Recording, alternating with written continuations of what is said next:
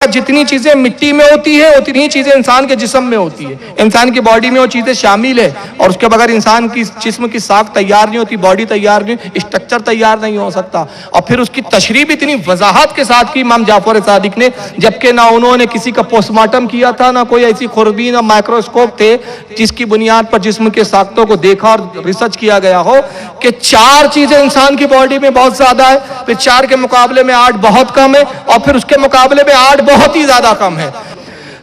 یہ امام جعفر نے اس زمانے میں کہا تھا 18ویں صدی سے بہت سالوں پہلے. تو ڈاکٹر مارا کو 1894 میں قتل کر دیا گیا, لیکن اس کے شاگردوں نے ریسرچ کو جاری رکھا, چھپ کر وہ ریسرچ کرتے رہے, ریسرچ ہوتی رہی. پھر کچھ لوگوں نے اور ہمت کی اور فرانس سے ریسرچ پہنچتے پہنچتے آسٹریلیا تک پہنچی. آسٹریلیا میں پھر کچھ ڈاکٹروں نے ہمت کی اور ریسرچ ہوئی. چنانچہ 19ویں صدی کے اینڈ تک ریسرچ کے بعد جب یہ تحقیق ہوئی تو لوگ حیران رہ گئے کہ جو امام جعفر صادق نے 2200 سال پہلے فرمایا تھا وہی ایز اٹ از تھا, کہ انسان کی باڈی میں کل 20 عناصر موجود تھے. وہی ریسرچ سامنے آئی. 4 سب سے زیادہ تھے, 8 4 کے مقابلے میں کم تھے, اور پھر ان 8 کے مقابلے میں 8 اور کم تھے. اب وہ کون کون سے تھے؟ جب انہوں نے ریسرچ کی تو پتا چلا کہ انسان کے جسم میں جو 4 سب سے زیادہ عناصر ہوتے ہیں, جو 4 سب سے زیادہ چیزیں پائی جاتی ہیں, اس میں ہے ایک ہے آکسیجن, دوسرا ہے ہائیڈروجن, تیسرا ہے کاربن, چوتھا ہے نائٹروجن. انسان کے جسم میں 4 چیزیں سب سے زیادہ ہے, آکسیجن, ہائیڈروجن, نائٹروجن اور کاربن. پھر اس کے مقابلے میں جو 8 چیزیں کم ہیں اس میں ایک ہے میگنیشیم, دوسرا ہے سوڈیم, تیسرا ہے پوٹاشیم, چوتھا ہے کیلشیم, پانچواں ہے فاسفورس, چھٹا ہے کلورین, ساتواں ہے سلفر, آٹھواں ہے لوہا جس کو ہم آئرن کہتے ہیں. اور پھر ان 8 کے مقابلے میں جو بہت کم 8 پائے جاتے ہیں وہ ہے مولیبڈن, سیلیزیم, فلورین, کوبالٹ, میگنیز, تانبا, آیوڈین اور زنک. یہ کل 20 عناصر ہے, اور ان میں سے جب اتار چڑھاؤ ہوتے ہیں تو اسی کے نتیجے میں انسان بیمار ہوتا ہے. امام جعفر صادق کا سائنس اور علم طب کے تعلق سے ایک نظریہ تھا, اور وہ نظریہ تھا کہ بعض وقت انسان مر جاتا ہے, لوگ اس کو مرا ہوا سمجھتے ہیں, لیکن حقیقت میں وہ مرتا نہیں ہے بلکہ وہ زندہ ہوتا ہے.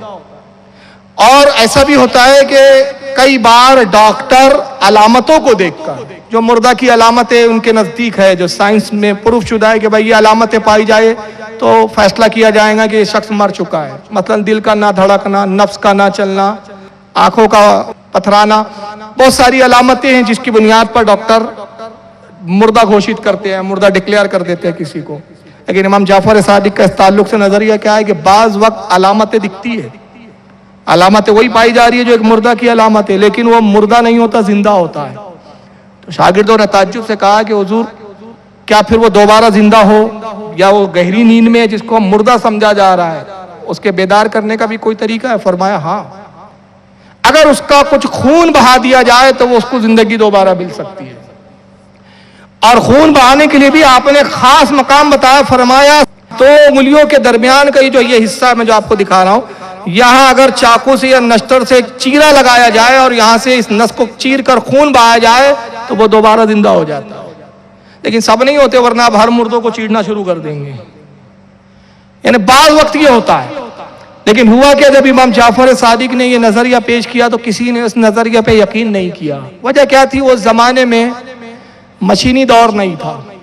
آج مشینوں کے ذریعے دلوں کی دھڑکنیں پتہ کر لی جاتی ہے, مشینوں کے ذریعے انسان کے سانس چل رہی ہے نہیں چل رہی ہے, خون کا دوران چل رہا ہے نہیں چل رہا ہے, دل دھڑک رہا ہے نہیں, دنیا بھر کی چیزیں آج مشینوں سے معلوم کر لی جاتی. اس دور میں تو سب چیزیں تھا نہیں. چنانچہ امام جعفر صادق 1 صدی ہجری کے ہیں, 1 صدی ہجری تک تو ان کے نظریے کو کسی نے قبول ہی نہیں کیا. لیکن 2 صدی ہجری میں امام جعفر صادق کا یہ نظریہ پروف ہوا, اور پروف ایسا ہوا کہ خلیفہ ہارون رشید کا ایک چچا زاد بھائی تھا جس کا نام تھا ابراہیم صالح.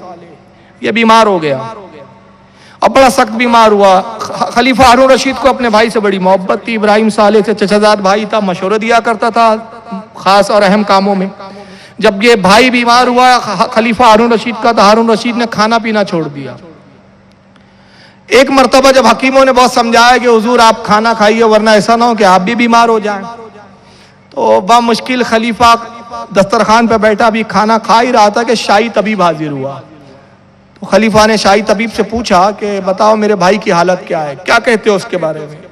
تو شاہی طبیب نے کہا حضور اگر میں سچ کہوں تو شاید آپ اس کو قبول اور گوارا نہ کریں۔ کہا نہیں تو سچ ہی کہے، میں سننے کے لیے تیار ہوں۔ کہا حضور پھر سچائی یہ ہے کہ صبح تک آپ کا بھائی ابراہیم اس کا انتقال ہو جائے گا، وہ مر جائے گا، وہ بچنے والا نہیں۔ خلیفہ ہارون رشید کے دربار میں ایک ہندوستانی طبیب تھا، اس وقت ہند کا طبیب تھا جس کا نام تھا ابن بحالہ۔ ابن بحالہ ہندوستان سے آیا تھا، چاہتا تھا کہ خلیفہ ہارون رشید کے دربار میں اس کی رسوخ بڑھے، اس کی عزت بڑھے، موقع کی تلاش میں تھا، بہت بڑا طبیب تھا۔ امام جعفر صادق کی اس نے تھیوری اور نظریے کو پڑھا تھا، تو اس نے کہا بادشاہ سلامت آپ کھانا کھائیے، میں یقین دلاتا ہوں کہ کل انشاءاللہ آپ کا بھائی صحت مند ہو جائے۔